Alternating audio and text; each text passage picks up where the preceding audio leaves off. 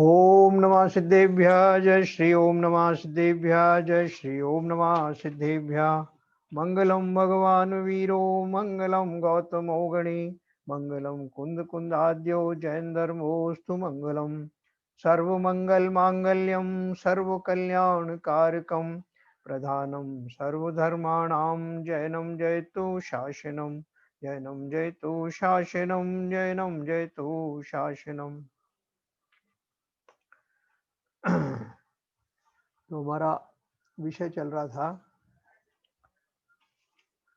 श्रावक के अष्टमूल गुण, जिसमें हमने मद्य त्याग, मांस त्याग, मधु त्याग, 5 उदंबर फलों का त्याग और दूसरे पैकेज में उसी तरह की चीजें थी 5 अणुव्रत वगैरह उसमें शामिल थे। तीसरे पैकेज में पहला था मद्य मांस मधु का त्याग, दूसरा 5 उदंबर फलों का त्याग, तीसरे में था रात्रि भोजन का त्याग, फिर नेक्स्ट देव दर्शन, जीव दया पालन और पानी छानकर पीना। रात्रि भोजन का त्याग हमने पढ़ा 5वें नंबर पे, और उसमें 4 तरह के जो भोजन, खाद्य, स्वाद्य, लेह और पेय, ये हमने पढ़े। उसके बाद देव दर्शन हमने पढ़ा, और देव दर्शन के बाद में जो भगवान कुछ देते नहीं तो दर्शन क्यों करते हैं, ये हमने पढ़ा। पेज नंबर 210 पे आ जाएं। उसमें जो ऊपर से जो दूसरा पैराग्राफ शुरू होता है, मूर्ति के दर्शन करने से आत्मा के परिणामों में शुद्धता आती है। ज्ञानी जन भगवान को प्रसन्न करने अथवा लौकिक लाभ यानी धन संपत्ति, संतान आदि की दृष्टि से भगवान की आराधना भी नहीं करते हैं, पर भाव शुद्ध होने से उन्हें पुण्य बंध अवश्य होता है, जो अपन रोज चर्चा करते हैं। अभी तो काफी मुनियों ने भी ये बताना शुरू कर दिया है, लेकिन फिर भी अभी कुछ कुछ लोग वही ट्रेडिशनल चीज बताते हैं कि वो भावों के ऊपर कोई जोर नहीं देते, सीधे वो क्रियाओं के ऊपर जोर देते हैं कि ये करो आप तो अभिषेक, और ये करोगे तो आपके सब चीजें काम सफल हो जाएंगे। सो एनीवे, उनका जो भाव होता है वो लोग समझ नहीं पाते शायद, पर भाव शुद्ध होने से उन्हें पुण्य बंध अवश्य होता है, और पुण्योदय के निमित्त से सांसारिक भोग सामग्री भी उन्हें प्राप्त होती है। जैसा कि अन्न उत्पन्न करने हेतु किसान परिश्रम करता है और उसे अन्न के साथ भूसा भी प्राप्त हो जाता है, इसी प्रकार जिनेन्द्र देव की आराधना का मुख्य उद्देश्य परमात्मा के गुणों की आत्म स्वरूप की प्राप्ति करना है। मगर सांसारिक राग भाव घटने से शुभ कर्मों का बंध बिना चाहे स्वयमेव हो जाता है, और सुख के साधन स्वयमेव मिल जाते हैं, पर ज्ञानी जनों की दृष्टि में इस सुख का कोई महत्व नहीं है। देखो, ऐसा पुण्य बनता भी उन्हीं को है जिनके भाव ऐसे हैं, जो इन बात को विश्वास रखते हैं कि ये पुण्य कहीं कार्यकारी नहीं होने वाला, उनको ही जबरदस्ती पुण्य मिलता है। जैसे तीर्थंकर को समो शरण में जो सर्वश्रेष्ठ वैभव होता है संसार का, वो मिलता है, जबकि उन्हें कुछ भी चाहिए ही नहीं, वो तो वीतराग है, और पूरा वैभव झूम पड़ता है उनके सामने आकर के, नतमस्तक हो जाता है, लेकिन उन्हें कुछ नहीं चाहिए। दर्शन पूजन का सच्चा लाभ तो मन का निर्मल हो जाना और विषय कषायों से बचना है। अतः प्रतिमा के दर्शन करते समय मन में यह भावना होनी चाहिए कि मैं भी जिनेन्द्र देव की तरह आत्म शांति प्राप्त करूं, तथा राग द्वेष मोह ममता रहित होकर अपनी आत्मा को शुद्ध करूं। वंदे तद्गुण लब्धये, अर्थात जिनेन्द्र देव के वीतरागता आदि गुणों की प्राप्ति की भावना भानी चाहिए। तो ये बहुत लिखने में बहुत सरल लग रहा है अपने को, और अपन उसको ऐसे पढ़ लेते हैं जैसे और चीजें पढ़ी, लेकिन इसका महत्व बहुत है। अगर ये हमारे जीवन में आ जाए तो हमारा जो दर्शन करने की जो विधि है, दर्शन करने का जो भाव है, एकदम बदल जाए। तो ये कहीं कहीं बोलते हैं कि निदत्ति निकाचित कर्म भी जिन प्रतिबिंब दर्शन से चले जाते हैं, तो वो इतने ढीठ कर्म कैसे चले जाते हैं? साधारणतः उन्नमे गुण स्थान में जाते हैं। तो वो उनका पर्पज बताने का ये है कि जो व्यक्ति निस्वार्थ निर्वांछित होकर जिनेन्द्र देव के जो गुण हैं उनकी तह तक पहुंच जाते हैं, उनके उत्कृष्ट भाव उस लेवल के होते हैं कि इस तरह के ढीठ कर्म भी उनके क्षय हो जाते हैं, वो पिघलने लगते हैं। तो खाली ऐसा नहीं कि हम जैसे करते कि खिड़की में से झांक लिया, उधर से देख लिया भगवान को और हो गया अपना दर्शन। ये दर्शन नहीं है। दर्शन तो 1 to 1 है, मतलब उनके अंदर में जो क्या गुण है, कैसे आए हैं, वो गुणों की प्राप्ति की कामना करना और समस्त दूषित कर्मों से निवृत्त होना, समस्त वांछाओं से निवृत्त होकर के जिनेंद्र भगवान के जब दर्शन करते हैं भावपूर्वक, तब उसका फल होता है, जिसमें किसी तरह की कोई वांछा ना। तो 7वें नंबर का हमारा जो अष्टमूल गुण में था, जीव दया पालन करना। षटकाय के जीवों की हिंसा नहीं करना जीव दया है। यह धर्म की जड़ है। बिना दया के धर्म का पालन नहीं हो सकता है। इसी वजह से जैन धर्म का मूल सिद्धांत अहिंसा परमो धर्मा है। षटकाय के जीव कौन से हैं? 5 स्थावर और 1 तरस, ऐसे 6। बिना दया के धर्म का पालन नहीं हो सकता है। इसी वजह से जैन धर्म का मूल सिद्धांत अहिंसा परमो धर्म है। मृगसेन धीवर ने जाल में आई प्रथम मछली को छोड़ने का नियम लिया था। इस नियम के प्रभाव से मरकर अगले भाव में वो देव हुआ। एक कहानी है।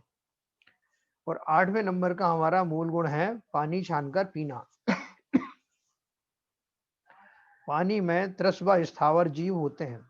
जल छानकर पीने से त्रस हिंसा से बचा जा सकता है और हानिकर जीव आदि पीने में नहीं आने से स्वास्थ्य भी ठीक रहता है। नहरुआ रोग तो प्रायः बिना छने पानी के पीने के कारण ही होता है। वैज्ञानिकों ने पानी की एक बूंद में 36,450 जीव बताए हैं। और ये भी थोड़ा सा नदी के पानी में थोड़ी क्वांटिटी आगे पीछे होती है, कुएं के पानी में अलग होती है, समुद्र के पानी में अलग होती है, लेकिन एवरेज ये इन्होंने बताया, एक बूंद में इतने जीव होते हैं। तो आप सोचो हम कितना अनछना पानी जो है बहाते हैं या पीने के काम में लेते हैं या नहाने के काम में लेते हैं। तो ये लिखा, वैज्ञानिकों ने पानी की एक बूंद में 36,450 जीव बताए हैं। तो इनको छानने के लिए छन्ना भी दोहरे कपड़े का होना चाहिए। ये कह रहे छन्ने से बैक्टीरिया तो छन जाते हैं किंतु वायरस नहीं छन पाते। अभी देखो यहाँ दोनों शब्द आ गए ना, बैक्टीरिया और वायरस। तो जो वायरस है वो और भी ज्यादा सूक्ष्म होता है। अतः पानी दोहरे कपड़े से छानकर ही उपयोग में लेना चाहिए। छने हुए जल की मर्यादा 48 मिनट होती है और 48 मिनट बाद इसमें त्रस जीव पुनः उत्पन्न हो जाते हैं। अतः उसे पुनः छान कर ही उपयोग में लेना चाहिए। बहुत सारे लोग करते हैं 48 मिनट पूरे होने से पहले ही अगर पानी रखा हुआ है तो उसको चेंज करके और फिर दूध दोबारा उसी को छान लेते हैं, जिससे और पानी वेस्ट भी ना हो। इसमें लौंग आदि डालने से यह प्राशुक हो जाता है और ऐसे जल की मर्यादा 6 घंटे की हो जाती है। पानी को उबालकर गर्म करने से उसकी मर्यादा 24 घंटे की हो जाती है। इस अवधि के बाद यह जल उपयोग में लेने लायक नहीं रहता है क्योंकि उसमें जीवों की उत्पत्ति हो जाती है। उसे पुनः गर्म करके भी काम में लेने योग्य नहीं बनाया जा सकता है। अतः उसे उपयोग में नहीं लेना चाहिए। मतलब एक बार जीवों की उत्पत्ति हो गई, फिर आप उसे उबालना चाहोगे तो उबालने में फिर वो जीव मरेंगे ना, तरस जीव तो पैदा हो गए। तो इसलिए उन्होंने कहा कि उसे आपने ऐसे ही कैसे अगर पुनः गर्म कर लिया तो वो फायदा नहीं। जीवानी देखिए, जीवानी क्या है? जल छानने के पश्चात छन्ने में शेष बचे जल आदि को सावधानी पूर्वक उसी जलाशय में डालना चाहिए, है ना। अपन उसको जो है, जो जल है ना, उसको उल्टा करके छन्ना को भी उल्टा कर देते हैं जिससे उसमें कोई जीव हो तो वो निकल जाए वापस। जल छानने के पश्चात छन्ने में शेष बचे जल आदि को सावधानी पूर्वक उसी जलाशय में डालना चाहिए जहां से लिया है, जहां से जल लिया गया है। अन्य स्थान पर डालने से स्पर्श, रस, गंध और वर्ण भिन्न होने के कारण जीवानी के जीव मर जाते हैं और हिंसा का दोष लगता है। कुएं का पानी है तो कुएं के पानी से आपने, कुएं का जल जो लिया अगर आपने, उसमें जो उसका एनवायरनमेंट, वातावरण अलग होता है, वहाँ के आसपास की गंध वगैरह, स्पर्श वगैरह अलग टाइप का होता है।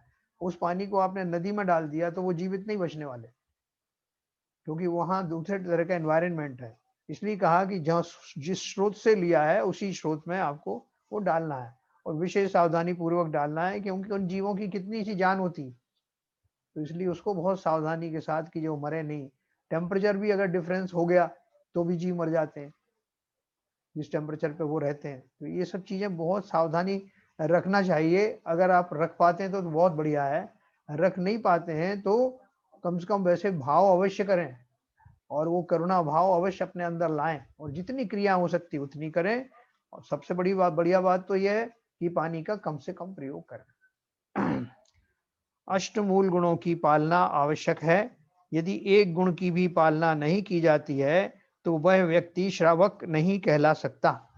जैसे मुनियों के लिए अपन कहते हैं ना 28 मूल गुणों में से एक गुण का भी अगर पालन नहीं है तो मुनि नहीं कहलाते, उसी प्रकार श्रावकों का है कि अगर अष्टमूल गुण में से एक की भी पालना नहीं की जाती तो व्यक्ति श्रावक नहीं कहला सकता। कि आप सारे कुछ तो पाल रहे हो, आप रात में भी भोजन नहीं कर रहे हो और ये पानी छान के पी रहे हो, सब कुछ पी रहे हो, लेकिन एक साथ में जो है दारू भी पी रहे हो, तो कौन आपको श्रावक कहेगा। तो इसलिए इनमें से पूरे 8 मूल गुण हैं, इनका स्ट्रिक्टली पालन करने वाला ही श्रावक कहलाता है। ये बात अलग है कि आप नहीं पालन कर पा रहे हैं तो उसमें से जितना आप कर पा रहे हैं उतना कर रहे हैं, लेकिन श्रावक तभी कहलाएंगे जब पूरे 8 मूल गुण होंगे। अष्टमूल गुणों की पालना से भव सुधरता है। इन गुणों की पालना करने से पूर्व भील भरकर मरकर देव हुआ और बाद में वही जीव भगवान महावीर बना। अब श्रावक के 12 व्रत कहने में आते हैं, वो कौन से हैं? हिंसा, झूठ, चोरी, कुशील और परिग्रह, इन पांचों पापों से निवृत्त होने हेतु जो संकल्प लिया जाता है वह व्रत है ना। व्रत क्या है कि जो हम इनको हमसे वैसे ही बचते रहते हैं, साहब मेरे द्वारा कोई हिंसा ना हो, मैं कोई स्थूल झूठ ना बोलूं, मैं कोई चोरी ना करूं, कुशील का सेवन ना करूं और परिग्रह जो है कम से कम रखूं। ये तो अपन सब विचार करते हैं, लेकिन यहाँ क्या हो रहा है कि संकल्प पूर्वक, जिसे अपन बोलते हैं नियम ले लिया, वो नियम लेने का मतलब क्या, संकल्प पूर्वक करोगे तो फिर आप में उसमें दृढ़ता बनी रहेगी। तो ये जब वो श्रावक बनने के बाद जो 12 व्रत धारण किए जाते हैं तो उनमें ये संकल्प लिया जाता है। यह 2 प्रकार का होता है, श्रावकों के लिए अणुव्रत या एक देश व्रत और साधुओं के लिए महाव्रत या सर्वदेश व्रत।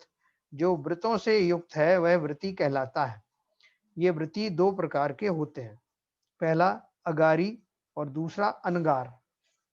अगारी का अर्थ क्या है? अगार मकान या घर को कहते हैं, कहीं कहीं आगार भी कहते हैं उसको। जो श्रावक घर गृहस्थ के ममत्व सहित है वह अगारी कहलाता है, इन्हें सागार भी कहते हैं। दूसरा अनगार है, महाव्रतधारी घर गृहस्थी के ममत्व से रहित निष्प्रही साधु अनगार कहलाता है। गृहस्थों का चारित्र 12 भेद रूप कहा गया है। ये 12 भेद हैं, 5 अणुव्रत, 3 गुणव्रत और 4 शिक्षा व्रत। श्रावक के 12 व्रतों का संक्षिप्त विवरण अपन पढ़ेंगे। उसके बाद अपन क्वेश्चन आंसर देखेंगे। श्रावक के 12 व्रत कौन से हैं? अणु का थोड़ा अर्थ छोटा या स्वल्प होता है। पांचों पाप हिंसा, झूठ, चोरी, कुशील और परिग्रह का स्थूल यानी मोटे रूप से त्याग करना अणुव्रत या एक देश व्रत है। इसमें इन पांचों पापों का अणु अर्थात एक देश त्याग होता है। इनका पूर्ण त्याग महाव्रत कहलाता है, जो साधुओं का मूल गुण है। ये हमने जो पढ़ा अणुव्रत जो कौन कौन धारी होता है इसका, जो सम्यक दृष्टि होने के बाद 5वें गुण स्थान वाला, चौथे में सम्यक दर्शन होता है ना, 5वें गुण स्थान वाले को ये अणुव्रत धारण होते हैं। जो उसमें दूसरी श्रावक प्रतिमा चलती है ना, दूसरी वाली जो प्रतिमा वृत प्रतिमा जो चलती है उसमें 5 अणुव्रत आते हैं। तो ये अणुव्रत कौन सा है? पहला अहिंसाणुव्रत। मन वचन काय और कृत कारित अनुमोदना से त्रिस जीवों की हिंसा नहीं करना अहिंसाणुव्रत है। इसमें स्थूल या संकल्पी हिंसा का त्याग होता है। मन से, वचन से, काय से, स्वयं करने के द्वारा, दूसरों से कराया जाना और अनुमोदना, ऐसे इन प्रकारों से त्रस जीवों की हिंसा नहीं करना अहिंसाणुव्रत है। इसमें स्थूल या संकल्पी हिंसा का त्याग होता है। त्रस जीवों का इरादा पूर्वक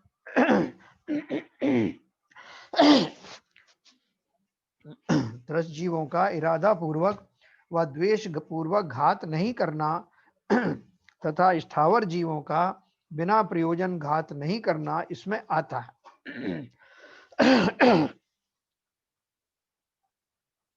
देखो इन्होंने क्या दिया है कि त्रस जीवों का इरादा पूर्वक मतलब कि मुझे इन्हें मार डालना ही है ना। बाहर से दिखते हैं जो जीव, जैसे मच्छर मक्खी आती हैं, सब त्रस है ना, तो इनको मारने का मैं अब जैसे काला हिट लाओ, मुझे मारना है, मच्छर मर ही नहीं रहे हैं, अपन उसको बोलते हैं ना पेस्ट कंट्रोल वाले को, भाई साहब मेरे घर में ये बहुत हो गया है, ये इनको मारने का दो ना, उसने लगा दिया और फिर भी आपके वो दिखाई दिए, तो अपन क्या बोलते हैं, भाई साहब एक भी नहीं मरा, कैसी दवाई है आपकी, है ना। जाने अनजाने हम उस संकल्पी हिंसा के भागीदार होते हैं। तो ये तरस हिंसा है इरादा पूर्वक व द्वेष पूर्वक घात नहीं करना चाहिए। बहुत सारे लोग तो मच्छर पे अगर हाथ पे बैठा तो गुस्से में आकर के उस पर हाथ मारते हैं, ऐसे मेरे हाथ पे बैठा है, ऐसे द्वेष भाव आता है उनको। तथा स्थावर जीवों का यानी जल काय, अग्नि काय, वायु काय आदि जीवों का बिना प्रयोजन घात नहीं करना। आप नहीं बैठे वहां तो पंखा बंद कर दीजिए, थोड़ी देर ही चलाइए, जरूरत नहीं है तो बिल्कुल मत चलाइए।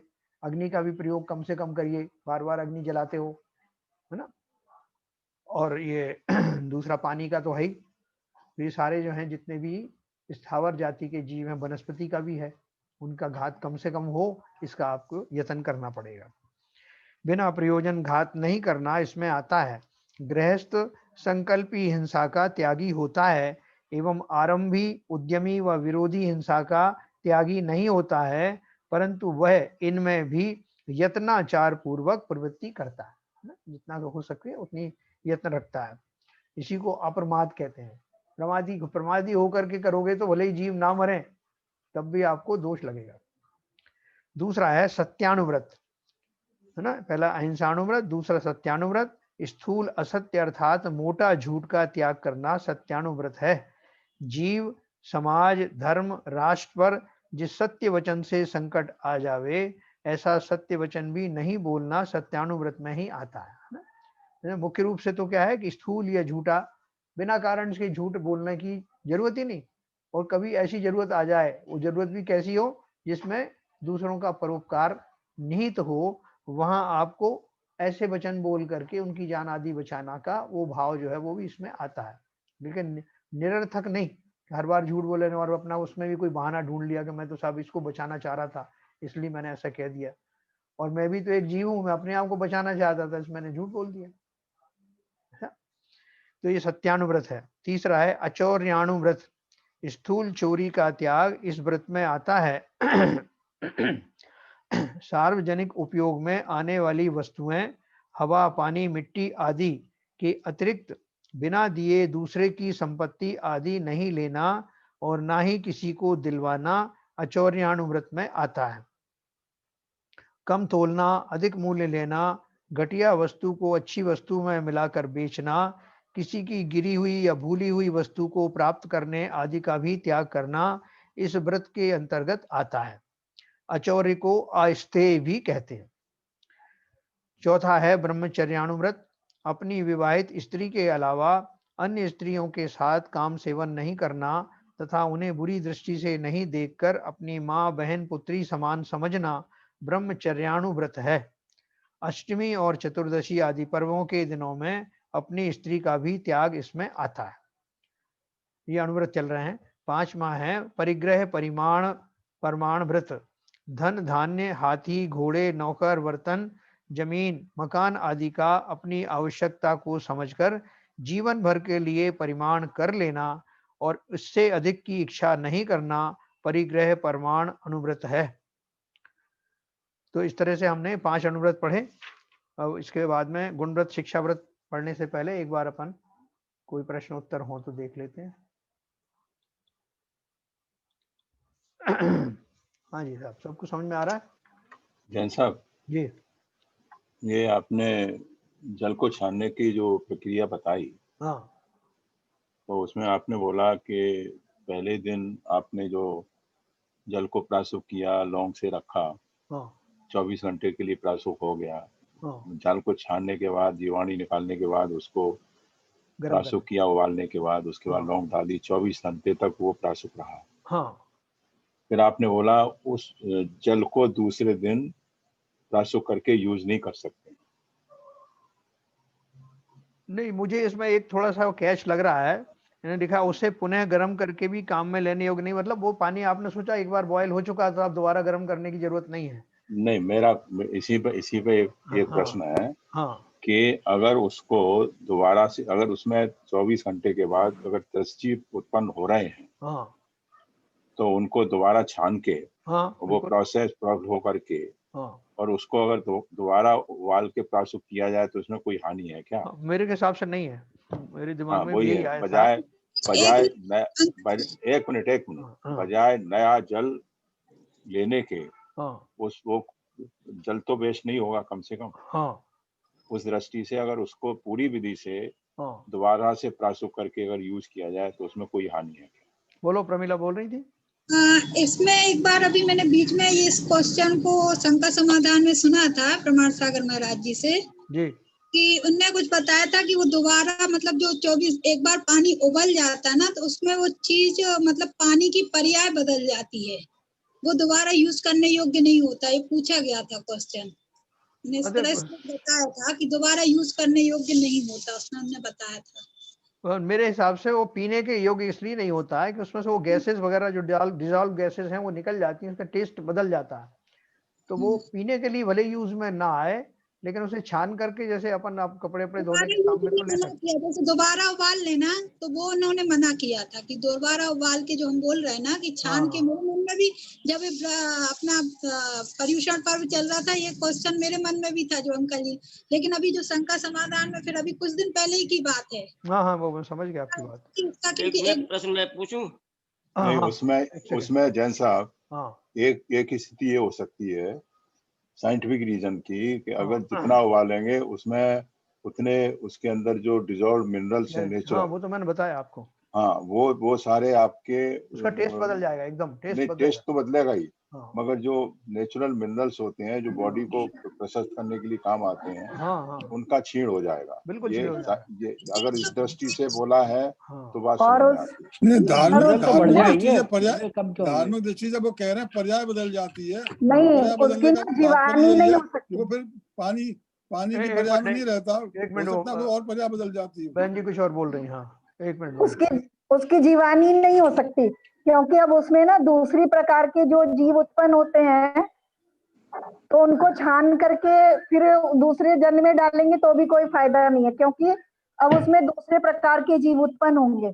तो दोबारा छान करके उसकी जीवानी नहीं होती है। सही बात, सही जल गाय की ना अच्छा, बहन जी, जल गाय की जीव होंगे जब दोबारा जो पैदा होंगे। नहीं, जल गाय के जीव तो होंगे, हो जाता है ना 24 घंटे के बाद, तो 24 घंटे से पहले उस पानी को खत्म कर देना चाहिए। अगर थोड़ा सा गर्म किया तो 6 घंटे मर्यादा होती है, और अगर एक उबाल दिया है तो 24 घंटे की मर्यादा होती है। नहीं वो ठीक है, पर दोबारा जब हम उबाल करके, प्रश्न ये था ना दोबारा यूज कर सकते हैं कि नहीं? नहीं, हाँ, वो मैं बता करेंगे तो उसमें भी तो जल गाय की जीव दोबारा पैदा होंगे।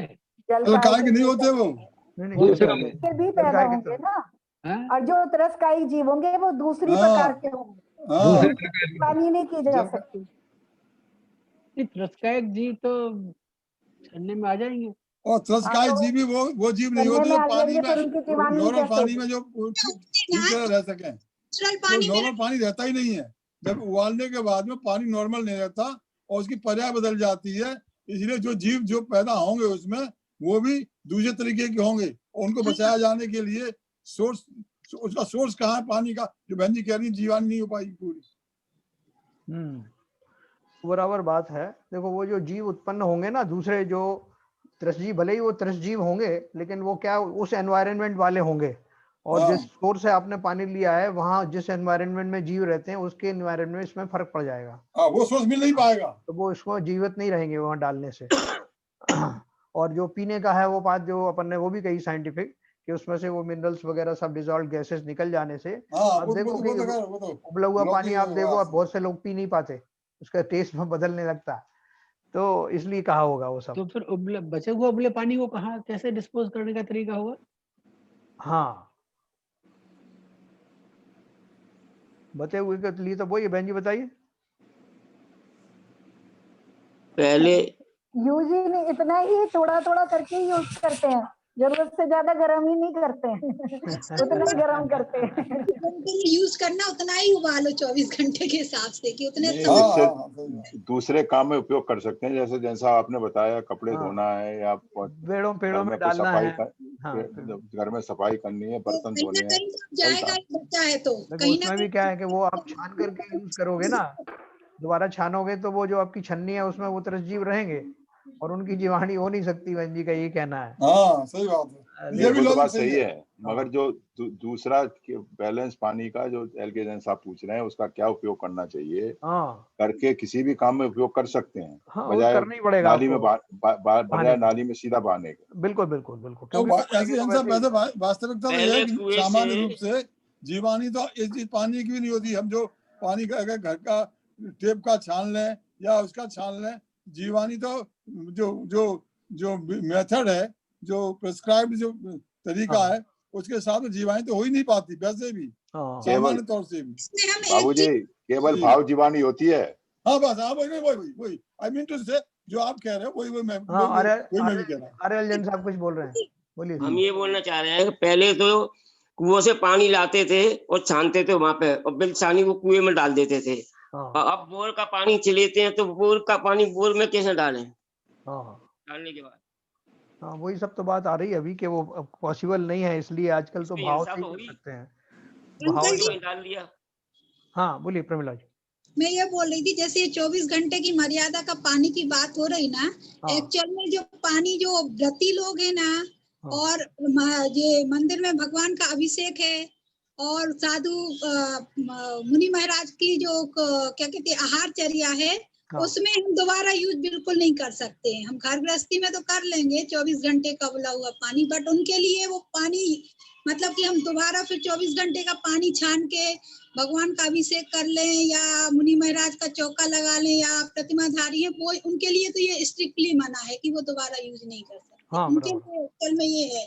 बिल्कुल बिल्कुल बिल्कुल नहीं प्रमिला जी, अभी जो 24 घंटे के बाद तो हम भी पीने के लिए यूज नहीं कर सकते। नहीं हम नहीं कर सकते, लेकिन अब हमारे लिए तो अब हम ग्रस्त में है, चलो हमारे लिए यही बात आ जाती है। लेकिन जो ग्रस्त में भी जैसा प्रमाण सागर जी ने संकवार समाधान बताया, वो पानी जब अगर हम उसका व्रत लिया हुआ है तो उस पानी को हम अपने पीने के उपयोग में नहीं ला सकते, मगर दूसरे कामों में बजाय नाली में फेंकने के तो उपयोग कर सकते हैं। और क्या उसके अलावा फिर यही चाह रहा है, अगर हम चीज नहीं कर सकते उसकी तो फेंक नहीं पड़ेगा ना, फिर उसको नहीं लगा सकते कि हम सोचे कि 24 घंटा का रखा हुआ है, अपने लिए तो भी नहीं है। वैसे तो उन्होंने बताया था कि उसकी पर्याय बदल जाती है और वो इसलिए वो दोबारा यूज करने योग्य नहीं होता है। बाकी तो फिर वो सब अपने अपने हिसाब से ही आता है। अभी मंदिर में अपन इकट्ठा कर लेते हैं ना, बहुत सारा पानी इकट्ठा करके 1 हफ्ते के बाद जीवाणी करते हैं, है ना, तो वो कहाँ तक सही है, उसमें कुछ प्रॉब्लम है? उबले हुए पानी जीवाणी तो जितना जल्दी हो उतनी रोजाना जाना चाहिए जो आपका प्रेस्क्राइब प्रोसीजर है। क्योंकि यहाँ तो सौभाग्य से हमें कुएं का पानी मिल रहा है, कई जगह तो कुएं का पानी नहीं मिलता, बोरवेल का ही पानी मिलता है कई मंदिरों में। तो जब मिलता है तो उसमें अपनी व्यवस्था नहीं बन पा रही है रोजाना जीवाणी जाने की, समझे। वो जब पानी लेने दूसरे तीसरे दिन जाता है तभी जीवाणी जाती है, जब उसको प्रॉपर्ली मॉनिटर किया जाए। बराबर। और सामान्य तौर से गीजर लगे हुए हैं अब घरों में, अब जब गीजर लगे हैं तो कौन सा छान के पानी उसमें गीजरों में जा रहा है, कौन सा गीजर गर्म हो रहे हैं, दुनिया भर का जीव जो है उसमें मर रहे हैं। और कहाँ, और ये केवल टोंटी पर जो छन्ना लगा लो और उसके बाद में पानी कह लो हमने चना जल पी रहे हैं, अपने मानसिक संतोष के लिए तो सही है, लेकिन वास्तविकता तो नहीं है ना। यही तो भाव वाली बात है बाबूजी। हाँ सही है। इसलिए आपको जो है ना अपना भाव तो वैसे रखना है, कोमल परिणाम रखना है, अपने अपराध बोध का जो है हमें एहसास होना चाहिए कि जो है मैं वास्तव में ये अपराध कर रहा हूँ और उससे बचने के लिए मैं क्या करूँ कि जो चीजें क्रियाएं छने पानी से की जा सकती हैं उनको जरूर छने पानी से ही करें। नहाने का पानी है, पीने का पानी है, कपड़े धोने का पानी, वो सब छान के इस्तेमाल करें तो हमें कम से कम एक आभास रहेगा कि मैं ये क्या कर रहा हूँ और कैसा मुझे नियम संयम पालन करना है। तो मन के अंदर मैं करुणा रखते हुए उन जीवों की और कम से कम उस जल का प्रयोग करने में आएगा। उसे बेकार व्यर्थ में रात का पानी भर गया, खबर आ गई कि साहब कल पानी नहीं मिलेगा सोसाइटी में, और जितने अपने घर के बर्तन है सारे भर लिए, हाँ, और पूरे भर करके दूसरे दिन उनको पानी आ गया तो सारे बाल्टी फेंक रहे हो। ये सही बात। कितना जल हम फेंक रहे हैं वेस्ट में, और कितनी तृष्णा है हमको। हम इतना विश्वास नहीं रखते कि चलो एक बाल्टी पानी रख लिया, एक भगोनी पे एक खाना बनाने के लिए रख लिया, उतने से काम चल जाएगा।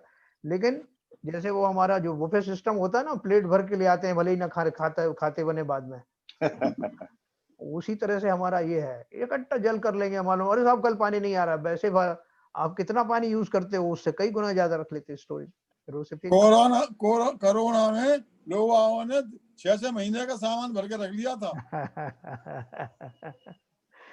चलिए साहब, तो ये तो प्रश्न जो है शाश्वत हमेशा के हैं, सदाबहार प्रश्न है। पानी का जब भी छानने की बात कुछ कहना, जैन साहब मैं बोलना चाहता था। बोलिए। ये इतनी बड़ी मूर्ता है और इतने लोग करते हैं इसको कि जैसे सुबह का पानी भर लिया आज और दूसरे दिन पूरे पानी को फैला दिया। हाँ। और मैंने देखा है उनके यहाँ इतनी गरीबी है कि जिसकी कोई हद नहीं है। बताइए। लेकिन उनको ये समझ में नहीं आती, क्योंकि साउथ में तो ऐसा बोलते हैं कि पानी यदि बह रहा है तो आपका धन बह रहा है, इतना मानते हैं साउथ में। नहीं, बिल्कुल ऐसा ही है। लोग बोलते हैं घी की तरह प्रयोग करो पानी को। अब घी को ऐसे फेंक के देखो, वहां तो थैली होती तो उसको भी गर्म करके पूरा निचोड़ के एक एक बूंद है बचने नहीं देते उसमें। लेकिन यहाँ पानी का देखो आप, ये कोई नहीं होगा कि मगर एक बाल्टी पानी भरा हुआ रखा है तो उसको छान करके दोबारा प्रयोग में ले लें, क्योंकि सिंपल है ना, सीधा टोटी खोलो और आ रहा है पानी। तो इसलिए ये जो है हमारे अंदर में इस तरह की भावना आए, इसके लिए अपन इसको बार बार पढ़ते हैं। पानी के वेस्टेज के माध्यम से न केवल रिसोर्सेज, लोगों को एक एक बूंद पानी नहीं मिलता। रेगिस्तान में पिछली बार देखा था, जो ट्रेन वहां से पास होती है, जब वो रुकती है तो उसके संडास में से लोग पानी भर के ले जाते पीने के लिए। कैसे मुश्किल है एक एक बूंद का, और अपन यूं ही लेविशली बहा रहे हैं पानी। न केवल रिसोर्सेज वेस्ट कर रहे हैं, बल्कि कितनी हिंसा कर रहे हैं। और उसका दोष किसको लगने वाला है? शैलन जी ने सही बोला, इससे दरिद्रता आती है, बीमारियां आती हैं। उन बीमारियों का जो कारण कुछ और थोड़ी होता है, जो हम कर्म मानते हैं ऐसे छोटे इस तरह के कार्यों से, वही बीमारियां हमारी जो आती हैं। और भाई साहब मूर्ता इस बात की देखो कि जो पानी आपके बर्तन में भरा हुआ है जी, और जो पानी टेप से आ रहा है, वो दोनों में अंतर क्या है? हाँ, वो भी रखा हुआ पानी है। हाँ। ये भी रखा हुआ पानी है। बिल्कुल सही बात है। ताजा कैसे मान लोगे? क्योंकि कुएं से तो आ नहीं रहा, टंकी में से आ रहा है, किसी नदी में से आ नहीं रहा, या किसी और स्रोत से आ नहीं रहा। वो टंकी में रखा हुआ है, यहाँ रखा हुआ है, ये फैला दिया, टंकी वाला ले लिया। अनावश्यक ही बेमतलब में हमने पाप और अर्जित कर लिया। बिल्कुल सही बात है, एकदम सही कहा। तो देखो ये सब चीजें जो है अपन को बहुत ध्यान से, कोई दूसरा समझाता है तो हमें बुरा लगता है, लेकिन अगर अपन खुद ही विवेक से अपने सोचें, क्योंकि बिल्कुल सही नुकसान अपना अपन ही कर रहे हैं ना। उन जीवों का भी कुछ नहीं बिगड़ रहा है, उनकी इतनी आयु थी ये मान के चलें, लेकिन मैंने तो उनके माध्यम से कितना पाप कमाया, और उसके फलस्वरूप तरह तरह के जो रोग होते हैं ना हमें शरीर में, वो ऐसी इन्हीं क्रियाओं के कारण होते हैं जिन्हें हम नहीं समझते। तो चलिए आगे चलेंगे, 3 गुणव्रत पढ़ेंगे हमने। 5 अनुव्रत पढ़े, अब 3 गुणव्रत क्या होते हैं, है ना। जो अनुव्रतों को बढ़ाते हैं, उन्हें दृढ़ता प्रदान करते हैं, वे गुणव्रत हैं। देखो वो कैसे सपोर्ट करते हैं अपन देखेंगे। इनके 3 भेद हैं। पहला दिग्व्रत, 10 दिशाओं में आने जाने की मर्यादा जीवन भर के लिए निर्धारित कर लेना दिग्व्रत कहलाता है। जैसे यदि कोई यह नियम ले ले कि वह जीवन पर्यंत भारत से बाहर नहीं जाएगा, तो वह दिग्व्रतधारी है, जीवन भर का लिया है ना। कि जीवन भर बाहर नहीं जाऊंगा तो वो अपना जो भी यम वाला जो है ना वो लिया आपने। अब उस आपने भारत से बाहर जाने का तो लगा लिया। फिर देशव्रत क्या है? दिग्व्रत में जो सीमा श्रावक ने निर्धारित की है, उसमें भी कुछ दिन, सप्ताह या माह आदि के लिए आवागमन की सीमा कम कर लेना देशव्रत है। जैसे आपने भारत से बाहर नहीं जाने की बात करी, तो भारत में तो जा सकते हैं ना, तो उसमें भी आपने कर दिया कि भारत के अंदर भी फला प्रदेश में आज नहीं जाऊंगा, या इतने किलोमीटर में नहीं जाऊंगा। उसके अंदर with in that limit also further limit लेना, वो देशव्रत में आता है। देश का अर्थ है आंशिक, उसमें से भी अंश निकालना ना। इसी तरह से आपने सब्जियों का रखते हैं आपने कि मैंने लिस्ट बनाई कि 50 या 52 वनस्पति ही मेरे खाने योग्य होती हैं, उनमें से वो तो मैंने जीवन भर रख लिया नियम कि मैं इससे ज्यादा का या इन वनस्पतियों के अलावा पूरे जीवन भर कोई सेवन नहीं करूंगा। अब विद इन दो 52 भी आज मैं 3 ही लूंगा, 2 ही लूंगा, तो ये उसका जो है फर्दर परिग्रह परिमाण होता है। तो ये हो गया देशव्रत। दिग्व्रत में जो 10 दिशाएं तो आप जानते ही ना, तो ये पूर्व पश्चिम उत्तर दक्षिण तो 4 मुख्य दिशाएं हैं, उसके अलावा ऊपर नीचे तो हो गई 6, और जो बीच के जो कोण हैं उनके 4, तो ऐसे 10 दिशाएं होती हैं। तो 10 दिशाओं का अपन जो, इससे क्या फायदा होता है, देखो आगे इसमें लिखा है, इसका अभिप्राय केवल इतना है कि मनुष्य अपनी इच्छाओं को कम करे, न केवल कम करे बल्कि इस संकल्प के माध्यम से उन दिशाओं में बिना बात के आपका घूमने फिरने से बहुत सारे जीवों की हिंसा बचेगी। आपके जो कुत्सित भाव दूसरी चीजों को देखने में, लोगों से मिलने में होते हैं, उन सब से बचेंगे। अभी कोरोना पीरियड में सब घर के अंदर बैठे हुए ना, नहीं तो कितने लोग वहां बाहर जाकर के लड़ पड़ते। इनको अंदर से जो है लड़ने की इच्छा होती रहती है, उनकी उसके ऊपर थोड़ा अंकुश लग गया ना, अब वो पति पत्नी लड़ते रहते हैं आपस में, कम से कम उतने घर के अंदर ही अंदर लड़ो, है ना। तो ये लड़ाई की लिमिट बन गई, उससे आगे नहीं लड़ सकते आप जाके, यहाँ तक कि पड़ोसी से भी नहीं लड़ सकते। तो पड़ोसी भी रात की सांस लेगा कि यार ये महान झगड़ालू से थोड़ा तो पीछा छूटा कम से कम, है ना। और फिर भी निकल पड़े तो मास्क अलग लगा हुआ है, तो ज्यादा आप बोल भी नहीं सकते। तो इस तरह से दिग्व्रत देशव्रत के माध्यम से न केवल जीव हिंसा में हमको, जीव हिंसा रोकने में हमको सहायता मिलती है, बल्कि हमारे भावों में, हमारी इच्छाओं के कंट्रोल होने से बहुत सारे अनर्थ टल जाते हैं। उन्होंने तो दिग्व्रत देशव्रत दोनों ही लगा दिए सर। सब लगा दिया उसमें, जितने भी हो सकते थे आपके। It is forced. हाँ, मुंह व्रत, नाक व्रत सारे कर दिए उन्होंने। सारे व्रत। देशव्रत और ये केवल आने जाने से मतलब है इनमें ना, दिग्व्रत और देशव्रत, इसमें मतलब मूवमेंट का ही लिमिटेशन है ना, क्या और भी? भावना पूर्वक है ये मोस्टली उसी के लिए है। एक मिनट, ये उसी के लिए है मेनली, क्योंकि जो भोगो भू परिमाण व्रत है वो आगे 4 शिक्षा व्रत में आएगा। ठीक है, तो ये यहाँ आप उससे आवागमन से लगा लीजिए, केवल आवागमन से। हाँ। अभी भाई साहब एक बात और बताई थी, और अनर्थ दंड व्रत में दूसरी हिंसा से रिलेटेड आ रहा है। हाँ, अनर्थ में वो भी आएगा, फिर भोगो भू परिमाण व्रत भी। एक बार आपने ये बताया था कि अगर जैसे मान लीजिए मैं खारगा में रह रहा हूँ और मैंने 2 दिन के लिए खारगा से बाहर जाने का नियम ले लिया, नहीं जाऊंगा, और वासी में मुझे कोई काम है तो मैं फोन से बात कर रहा हूँ, या वहां से कुछ और मंगा रहा हूँ, या किसी को भेज के कोई चीज मंगा रहा हूँ, ये सब की प्रतिबंध भी तो है।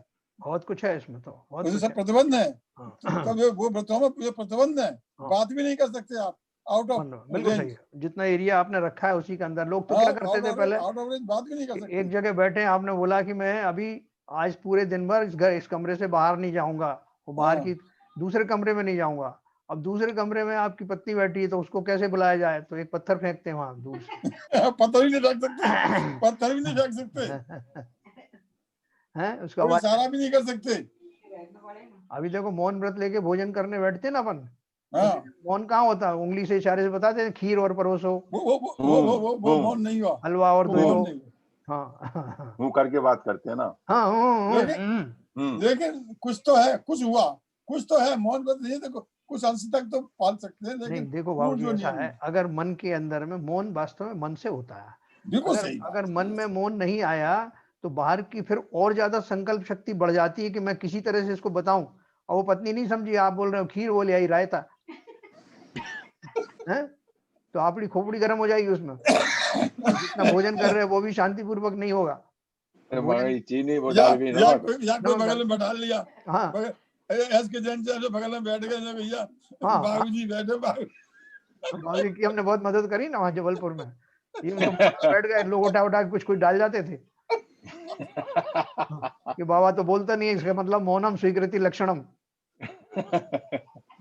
तो हम बात, वो भी गलत है। हाँ, वही बात गलत है। तो मैं मना करता रहता था बाबा कि भाई नहीं चाहिए बाबा को। चलिए, तो ये देशव्रत दिग्व्रत जो है, इसकी भावना अगर हम समझेंगे तो भावना है हमारी इच्छाओं पर कंट्रोल करना, इच्छा शक्ति को बढ़ाना, और तदनुसार जीवों की हिंसा से हमें बचाना। क्योंकि इसमें लिखा है ना कि ये जो गुणव्रत क्या है, आपके अणुव्रतों में को रीइंफोर्स करने के लिए, उनको और प्रभावशाली बनाने के लिए काम में आते हैं। तो ये हमने पढ़ा दिग्व्रत देशव्रत। अनर्थ दंड व्रत क्या है? अनर्थ से तात्पर्य बिना प्रयोजन है, जो बिना प्रयोजन जीव की हिंसा आदि में कारण हो, उनसे विरति करना अनर्थ दंड व्रत है। जीवों द्वारा मन वचन काय से ऐसी क्रिया या प्रवृत्ति करना जो उपकारी ना होकर मात्र पाप का अर्जन करती हो, इन निरर्थक क्रियाओं का त्याग करना अनर्थ दंड व्रत है। जैसे आप इधर से निकल के जा रहे हैं, एक कोई झाड़ी लगी हुई है, पेड़ लगाया, उसका ये पत्ते तोड़ लिए, खींच करके फेंक दिया बाहर, शाखा तोड़ ली उधर फेंक दिया बिना कारण के। ऐसे बहुत सारे लोग करते हैं। और अभी जैसे आपको दर्शन करना है तो दर्शन आप शांतिपूर्वक भी कर सकते हो, जरूरी थोड़ी कि आप दूसरों को ठेलते हुए धक्का देते हुए जाएं और तो आप दर्शन करें। तो जिन चीजों की जो अर्थपूर्ण क्रियाएं नहीं है, जिन्हें अवॉइड किया जा सकता है, जो नाहक जो हिंसा का कारण बनती हैं, जीवों के भाव बिगड़ते हों, ऐसी क्रियाएं बिना प्रयोजन के नहीं करना है ना। जैसे ये आपका ये भी था, पंखा आदि चला रहा, अपन बैठे इस कमरे में, पंखा उस कमरे का चल रहा है, टीवी चलाया है और उधर अपने दूसरे सब काम कर रहे हैं, तो इसमें अप्रयोजन क्रियाएं हैं, उन सब का बिना बात के घात हो रहा है, रिसोर्सेज का नाश हो रहा है, या अग्निकाय के जीव, वायुकाय के जीवों का घात हो रहा है। तो ऐसे अनर्थ दंड में बिना प्रयोजन की कोई क्रियाएं नहीं करना है, जहां प्रयोजन है वहां भी मिनिमम करने का। तो देखो इसके उन्होंने 5 भेद दिए हैं अनर्थ दंड के। पहला, इसमें सर जैसे पूजा करते हैं जी, और वो चिल्ला चिल्ला के करते हैं कि साहब हमें तो आनंद आता है, हाँ, तो वो इसमें नहीं आएगा अनर्थ दंड व्रत में? नहीं, अभी देखो 5 तरह का मैं बताता हूँ आपको, उसमें से कुछ बच जाए तो फिर अपन उस पर भी डिस्कस करेंगे। अच्छा। पहला है पापोपदेश, जमीन खोदने, खोटे व्यापार करने, वनस्पति छेदने आदि पाप वर्धक क्रियाओं का उपदेश देना। दूसरों को उपदेश देना कि भाई और खोदो इसको जरा, है ना। अभी देखो अपन को पता नहीं ना ये रैश की, इसमें जो है मेरे को पाप लग रहा है, तो अपन बोलते हैं यार मजा नहीं आया, थोड़ा और खोदो। जो काम आपको 6 इंच खोदने से हो जाता है, आपने उसके लिए 1 फीट खुदवाया, दूसरे को उपदेश दिया। जमीन खोदने, खोटे व्यापार करने, वनस्पति छेदने आदि पाप वर्धक क्रियाओं का उपदेश देना, ठीक है ना। अभी इसमें जो है बहुत सारी चीजें जो ऐसी हैं जहां अपन उसमें जो मतलब बहस कर सकते हैं, क्योंकि आप खेती करते हैं तो खेती में तो जमीन खोदनी पड़ती है, तो फिर वो आप पाप लगेगा तो कोई करेगा ही नहीं खेती।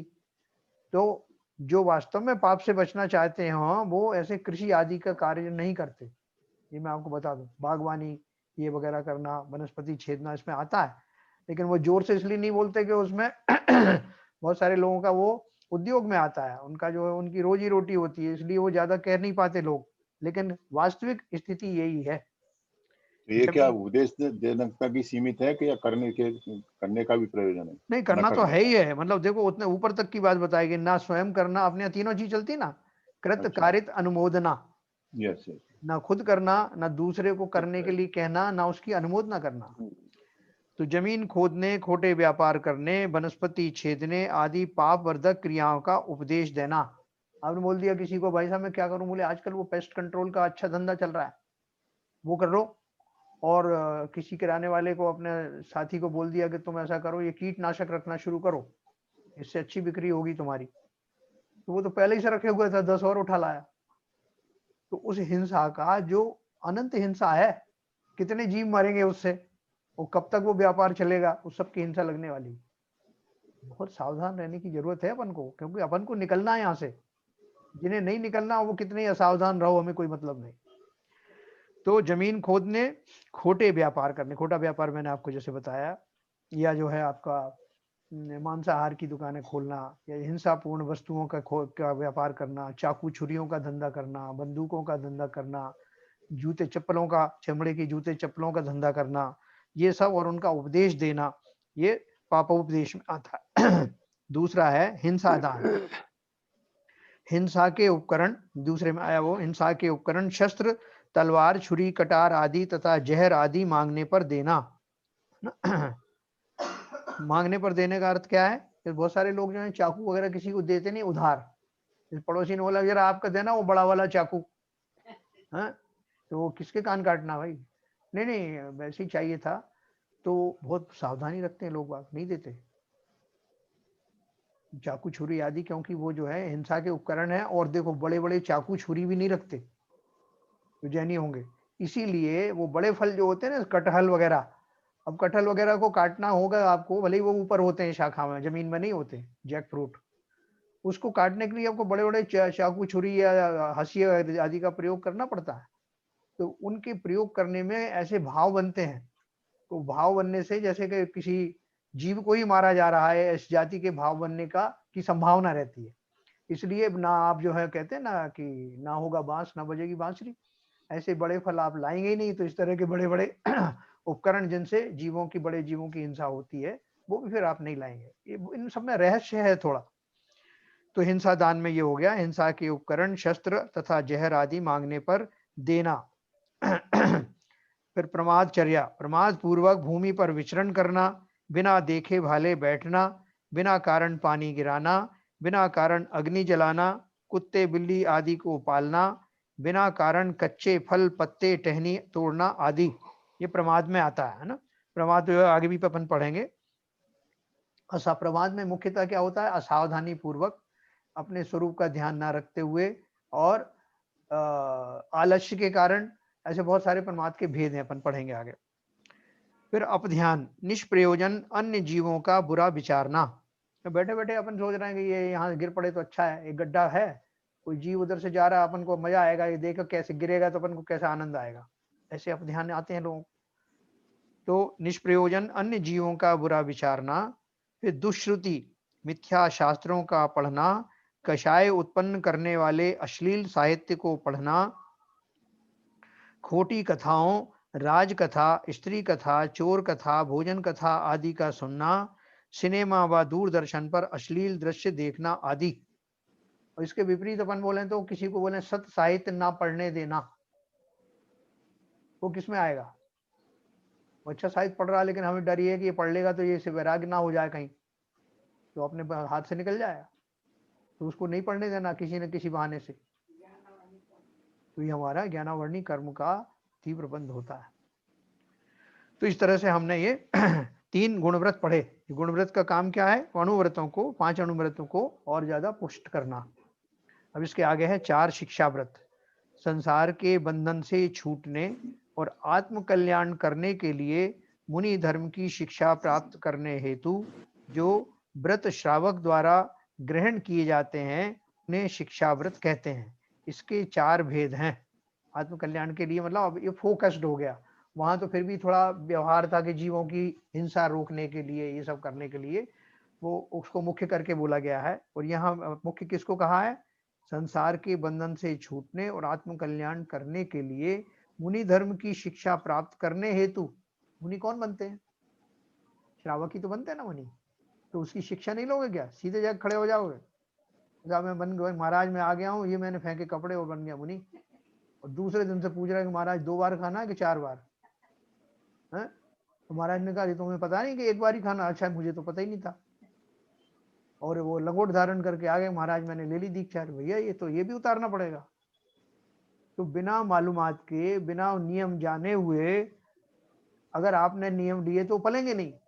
इसलिए जिन श्रावकों को दीक्षा लेनी है उनका अभ्यास करना पड़ता है, पूरे उसके रूल्स मालूम करने पड़ते हैं, उनका उस तरह के साहित्य आदि पढ़ करके, उन तरह के ग्रंथ पढ़ करके पहले से वैराग्य से आपकी भाव ओतप्रोत हो, तभी जाकर के दीक्षाएं होती हैं। इसलिए उन्होंने क्या लिखा है? संसार के बंधन से छूटने और आत्म कल्याण करने के लिए मुनि धर्म की शिक्षा प्राप्त करने हेतु जो व्रत श्रावक द्वारा ग्रहण किए जाते हैं उन्हें शिक्षा व्रत कहते हैं। इसके 4 भेद हैं। कौन सा है? सामायिक व्रत। सामायिक अपन बोलते हैं ना, मुनिराज की के गए आप मिलने के लिए, साहब तो महाराज तो सामायिक में बैठ गए, अब कल बात करेंगे उनसे, है ना? तो सामायिक क्या है? सामायिक व्रत से हम ऐसे कैसे इंडिफरेंट हो जाएंगे कि वो तो मुनियों का काम है, अरे मुझे बनना है ना मुनि। तो इसलिए सामायिक व्रत से परिचय होना चाहिए। तो क्या है सामायिक व्रत? प्रतिदिन सुबह, दोपहर और सायं न्यूनतम 48 मिनट पर्यंत सभी पाप कार्यों का त्याग करके साम्य भाव को प्राप्त होकर शुद्ध आत्म स्वरूप में लीन होना तथा पंच परमेष्ठी का चिंतन करना सामायिक नाम का शिक्षा व्रत है। ये आगे 335 पेज पे भी पढ़ेंगे अपन। देखो इसमें क्या है, बहुत सारे लोग प्रतिमाधारी हो जाते हैं तो वो क्या समझते हैं, अगर उनको वास्तविक ज्ञान है तो उनकी बात अलग है, जिनको नहीं है वो क्या करते हैं कि वो अपने बाकी सब काम को छोड़ करके स्वाध्याय भी छोड़ देंगे, पूजन पाठ भी कम करेंगे और सामायिक को ज्यादा महत्व देते हैं। लेकिन सामायिक में करते क्या है, जैसा इन्होंने बताया कि कैसा करना है, सभी पाप कार्यों का त्याग करके साम्य भाव को प्राप्त होकर शुद्ध आत्म स्वरूप में लीन होना। वो तो नहीं हो पाते। सामायिक के पाठ कोई बहुत सारे कवियों ने लिख दिए हैं, वो पाठ लेके पढ़ते हैं, तो उसमें कभी मेरी भावना पढ़ ली, कभी आलोचना पाठ पढ़ लिया, कोई सामायिक पाठ किसी ने लिखा है तो वो पढ़ लिया, और इनमें से एक भी क्वालिफिकेशन नहीं आया। आत्मा के भाव वैसे हुए नहीं, शुद्ध भाव हुए नहीं, आत्मा का चिंतन हुआ ही नहीं, उसका स्वरूप पता ही नहीं किया, तो ये सब सामायिक व्रत में आपको शामिल नहीं होंगे, सामायिक व्रत नहीं कहलाएंगे। तो इस तरह से भाव को प्राप्त होकर शुद्ध आत्म स्वरूप में लीन होना तथा पंच परमेष्ठी का चिंतन करना सामायिक नाम का शिक्षा व्रत है। दूसरा है प्रोषदोपवास व्रत। एक आसन अर्थात दिन में एक बार भोजन करना प्रोषद है, और संपूर्ण दिन में चारों प्रकार के आहार का त्याग करना उपवास है। उपवास के दिन से पूर्व के दिन व बाद के दिन में प्रोषद करना उत्कृष्ट प्रोषदोपवास है। जैसे आपको कल का प्रोषदोपवास करना है तो आज शाम से शुरू हो जाएगा वो, और वो परसों तक चलेगा, परसों सुबह बाकायदे उसकी पालना होगी। जैसे अष्टमी को उपवास करना और सप्तमी और नवमी को प्रोषद करना उत्कृष्ट प्रोषदोपवास है। एक आसन के दिन एक बार भोजन ग्रहण किया जाता है, दोबारा जल भी नहीं लेते हैं। एक आसन व उपवास स्वास्थ्य व कर्म निर्जरा हेतु गुणकारी है। व्रत के दिनों में स्वाध्याय आदि धार्मिक कार्यों में अधिकाधिक समय बिताना चाहिए। व्रत में भोजन के साथ साथ कषाय व विषयों का भी त्याग किया जाता है, अन्यथा वह उपवास न होकर लंघन मात्र है। तो कितना लिखने वालों ने तो जगह जगह बहुत हमको सावधान किया है, लगा उसमें से अपने को जो सूट करता है वो निकाल लेते हैं। तो अपन तो बोलते हैं व्रत के दिनों में क्या करना, एक पिक्चर फटकारना, है ना, क्या करेंगे सारे दिन, तो एक पिक्चर चले गए अपने देखने, या कोई और दूसरे प्रोग्राम में देख आए, महिला संगीत में बैठ गए। तो व्रत क्या किया तुमने, खाली भोजन छोड़ना वो व्रत नहीं है। अगर दूसरे रागों में फंसे तो वास्तव में वो आपका किसी भी प्रकार से व्रत नहीं हुआ, बल्कि हो सकता है कि उस दिन और भी ज्यादा इस तरह के भाव करने से, खोटे भाव करने से और ज्यादा कर्मों का बंध हो जाए। तो इसलिए उन्होंने लिखा व्रत में भोजन के साथ साथ कषाय व विषयों का भी त्याग किया जाता है। अब तीसरा है भोगोपभोग परिमाण व्रत। प्रतिदिन भोग उपभोग में काम आने वाली वस्तु जैसे भोजन वस्त्र पानी आदि का परिमाण करके शेष का त्याग करना भोगोपभोग परिमाण व्रत है। कुछ आचार्यों ने इस व्रत को गुण व्रत में भी लिया है ना। तो रोज के रोज करें कि आज मुझे 2 सब्जी लेनी है, या आज 2 चपाती खानी है, या थाली में जितना आया उतना ही खाना है, या इसमें आज जो है इस चीज का त्याग है, जो रस परित्याग वगैरह आता है वो इसमें भी आ सकता है। तो इस भोगों का अपना परिमाण कर देना, और उतने ही आज मुझे एक ही वस्त्र 2 वस्त्र ही धारण करना है, उनको बदलूंगा नहीं, उतना ही रखूंगा। उसके अलावा और बहुत सारी चीजें हैं, पानी आदि, इन सब का परिमाण करना। तो उन सब के आपकी आसक्ति कम होती है, आपको कंट्रोल करने की आदत आती है। अल्टीमेटली तो सब छोड़ना है ना, तो पहले से ये हमारे मुनि व्रत में कैसे सहायक हैं, शिक्षा व्रत इसके लिए है वो। चौथा है अतिथि संविभाग व्रत या वैया व्रत। भक्ति सहित व फल की इच्छा के बिना न्यायोपार्जित धन से, यानी धन कैसा कमाया हुआ हो, जो आपने न्याय से कराया हो, इधर उधर का रिश्वत का पैसा ना हो, ब्लैक का पैसा ना हो, किसी का सताया हुआ का पैसा ना हो, उस धन से ही। बहुत सारे लोग पहले जो है जो जानते थे इस बात को कि कहीं से ऐसा पैसा आ भी गया, किसी ने दिया हुआ है, कुछ नजराने के तौर पे दिया, उसको उससे किचन में नहीं लाते, उससे धन धान्य नहीं खरीदते, क्योंकि उनको पता है कि जैसा मैं अन्न खाऊंगा वैसा मेरा मन होने वाला है, मेरे संस्कार खोटे होने वाले हैं। आज भी बहुत सारे लोग इस बात को मानते हैं। तो भक्ति सहित व फल की इच्छा के बिना न्यायोपार्जित धन से मुनि आर्यिका क्षुल्लक क्षुल्लिका आदि श्रेष्ठ पुरुषों को आहार औषधि उपकरण आदि देना अतिथि संविभाग व्रत है। मुनियों को शुद्ध आहार देना, नवधा भक्ति करना, उनकी वैयावृत्ति करना। इसमें तो वैयावृत्ति में पैर दबाना मालिश करना भी लिखा है, लेकिन ये कब करते हैं, जब कोई मुनिराज उन्हें कोई रोग आदि हो जाए, जब इस तरह की वो सेवा शुश्रूषा की आवश्यकता हो। बिना कारण नहीं कि वो बैठे अच्छे खासे सोचते हैं, आपने जोर से पीठ दबा दी उनकी, है ना, हाथ पैर दबा दिया और उल्टा दर्द कर दिया, तो वो नहीं आता उसमें। उन्हें औषधि शास्त्र उपकरण आदि भेंट करना वैयावृत्ति नामक शिक्षा व्रत है। इस प्रकार से हमने ये पढ़ लिया। शिक्षा व्रत के बारे में पढ़ा और गुण व्रत के बारे में पढ़ा, अनुव्रत के बारे में पढ़ा। तो 5 अनुव्रत, गुणव्रत। नवदा भक्ति क्या सर? नवदा भक्ति जो लिखा है इसमें? हाँ, नवदा भक्ति जब उनको आहार देते हैं तो 9 प्रकार की भक्ति कीते हैं, उनके पड़घाते हैं, उच्च आसन पर बिठालते हैं, उनकी पूजन आदि करते हैं, उनके पैर धुलाते हैं, ये सब 9 क्रियाएं होती हैं। अच्छा। तो उन पूर्वक आहार देते हैं, उनको आहार शुद्धि, जल शुद्धि आदि ये सब बोले जाते हैं, वो नवदा भक्ति में आता है। इसमें आएगा अभी और डिटेल में, तो मैं आपको बताऊंगा। तो इस तरह कल अपन पढ़ेंगे श्रावक की 6 आवश्यक क्रियाएं। समय होने जा रहा है, तो इसमें आपको एक आध कोई प्रश्न हो तो पूछ सकते हैं, फिर अपन 6 आवश्यक क्रियाएं पढ़ेंगे कल। सबको क्लियर होगा ये सब, इसमें कोई कंफ्यूजन नहीं है किसी को। लेकिन देखो ऐसा है कि जैसे मैंने आपको बताया कि ये सम्यक दृष्टियों को ही ये अणुव्रत और ये सब उदाहरण होते हैं, 3 गुण व्रत आदि। लेकिन इस लेवल के जो व्रत हैं उसके लिए अगर आपको सम्यक दर्शन नहीं भी हो रहा है तो ये बहाना नहीं करने का है। तो अब जब होगा सम्यक दर्शन तब देखेंगे, भले ही वो व्रतों की से उसमें ना आए, कोटि में ना गिने जाएं, भले ही कोई बाल तप और बाल व्रत कहे, अगर आप इनको करते हैं तो कोई रोकने वाला नहीं है, वो करना भी चाहिए। इससे आपको डिसिप्लिन आएगा जीवन में, सम्यक दर्शन प्राप्त करने की भूमिका का निर्माण होगा। इसलिए उसका मना नहीं है कि नहीं हम अच्छे उनसे, वो तो जो प्रतिमा धारण कर ली उनको तो कोई ज्ञान नहीं था और हम बहुत ज्ञानी हैं, लेकिन हम तब तक वेट कर रहे हैं जब तक सम्यक दर्शन नहीं हो जाए। तो तब तक क्या करोगे? तब तक ऐसा ही इनडिसिप्लिन जीवन जिएंगे क्या? नहीं, इनकी प्रैक्टिस करना भरपूर, उससे बहुत लाभ है। क्योंकि एक ना एक दिन तो मुझे मुनि बनना ही है, बिना मुनि बने तो किसी को मोक्ष हुआ नहीं। तो इस भाव के साथ में कि हम सबके जीवन में क्रियाएं आए, आज की बात अपन समाप्त करते हैं। उपवास से पहले एक दिन और बाद में पुरुषावास करने का क्या कारण क्यों? पुरुषावास जो है ना, उसने उतने पीरियड का हो जाता है ना, वो जिसमें कि आपने पहले से भोजन बंद कर दिया आपने। तो आप उपवास कर ही रहे हैं, तो फिर नॉर्मली हम तो क्या करते हैं कि एक दिन थोड़ा ज्यादा खा लेते हैं एक दिन पहले, कल तो खाना नहीं है, आज थोड़ा सा कंपनसेट कर लो। वो भी सही है, और जब पारणा करते हैं तब भी डबल करते हैं। इसलिए तो वो अपने बोलते हैं ना, वो जब 10 लक्षण समाप्त हो जाते हैं, मैंने बताया था बुंदेलखंड में। एक तो होता है जो धासन चौथ, पंचमी से व्रत लग रहे हैं ना, तो धासन चौथ में धास के खाना, और फिर उसके बाद में जो पंचमी के बाद में जो ये पूर्णिमा जब आती है तब बोलते हैं भैरानी पूर्णो, तो भैरा करके लोग खाते हैं कि अरे 10 दिन निपट गए ऐसे करके। तो वो भाई साहब एक बात है, अगर मान लीजिए व्रत के बाद में भैरा के खाएंगे तो फिर भैरा के गिर पड़ेंगे, गिर पड़ेंगे भैरा के। नहीं, बहुत सारे लोग बहुत शांति पूर्वक करते हैं। नहीं, अगर ऐसी बात होती तो एक दिन में आदमी 10 दिन का खाना खा ले, फिर 10 दिन खाना नहीं खाए, ऐसा थोड़ी हो सकता है। फूड थोड़ी है। हाँ, ये तो केवल मेंटल स्टेटस है। जो बोला ना, बैरा के खाना और धासनी चतुर्थी धास के खा लो।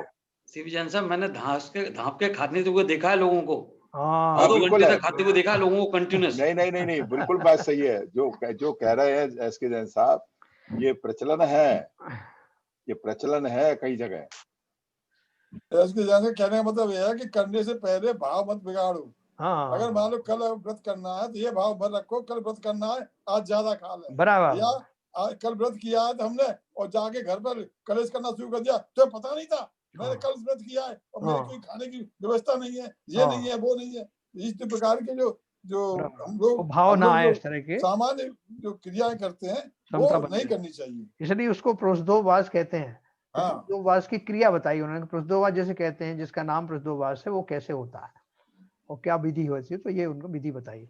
अपन तो कौन सा उपवास भी कहाँ करते हैं, एकासन भी कहाँ करते हैं, नहीं करते। अपन तो चायासन करते हैं, दुग्धासन करते हैं, बहुत सारी चीजें उसमें साथ में रहती हैं और ड्राई फ्रूट भी रहते हैं साथ में। तो हमारा तो बिल्कुल रिलैक्स्ड वाला अपना है, एकासन का है। नहीं भाई साहब, व्रत कहलाते हैं ये सब, ये तो व्रत है। तो सोमदास का अलग ही उपवास होता है। हाँ, वही है, उसका अलग ही है। लेकिन हम जो करते हैं वो एक दिन का व्रत करते हैं, या पानी अगर पी लिया तो एकासन हो गया। नहीं, उन्होंने दिया ना, देखो जो जैसे कुछ लोगों को शायद कुछ हार्ट वगैरह की जैसे रेगुलर दवा लेनी होती है, तो उन लोगों को किस तरह से उपवास करना चाहिए? नहीं तो वो तो व्रत हो ही नहीं सकता उनका, तो दवाइयाँ चलती नहीं। मतलब उतना संयम रख सकते हैं वो कि भाई मैं दवा का मेरी छूट रहेगी, ये दवा मैं ले सकता हूँ, इस तरह की संधि ले व्रत नहीं कहलाएगा भाई साहब। तो खाली पेट दवा ले नहीं सकता, खाने कुछ खाना पड़ेगा तब खाने। देखो इसमें ऐसा है, आपकी बात सही है, कुछ लोग तो वास्तव में मजबूरी में लेते हैं, लेकिन कुछ लोग उसकी आड़ में।